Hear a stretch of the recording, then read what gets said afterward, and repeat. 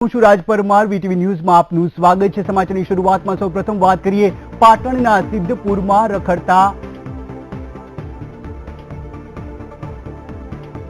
મહત્વપૂર્ણ સમાચાર મળી રહ્યા છે। મુંબઈ ગોરેગાંવમાં હેલિકોપ્ટર ક્રેશ થવાની ઘટના સામે આવી છે। મુંબઈ ગોરેગાંવમાં હેલિકોપ્ટર ક્રેશ થવાની ઘટના સામે આવી છે। બ્રેકિંગ ન્યૂઝ મળી રહ્યા છે। મુંબઈના ગોરેગાંવમાં હેલિકોપ્ટર ક્રેશ થયું છે। જે રીતે સમાચાર મળી રહ્યા છે, મુંબઈના ગોરેગાંવમાં હેલિકોપ્ટર ક્રેશ થયું છે। મહત્વપૂર્ણ સમાચાર કહી શકાય। મુંબઈના ગોરેગાંવમાં હેલિકોપ્ટર ક્રેશ થવાની જે ઘટના સામે આવી છે।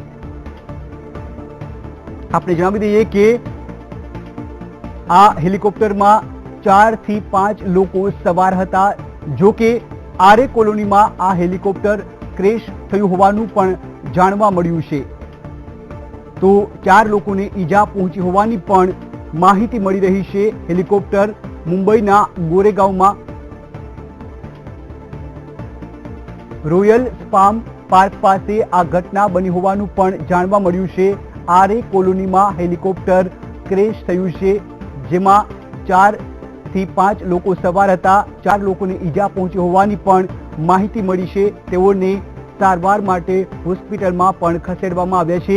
મુંબઈના ગોરેગાંવની આ ઘટના છે। ગોરેગાંવમાં હેલિકોપ્ટર ક્રેશ થયું છે, ત્યારે આરે કોલોનીમાં હેલિકોપ્ટર ક્રેશ થવાની ઘટના સામે આવતા લોકોમાં પણ એક જાતનું ભયનો માહોલ ફેલાઈ ગયો હતો।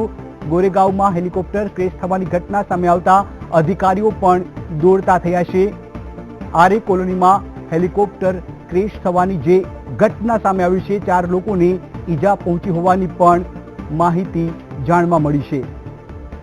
તો હેલિકોપ્ટરની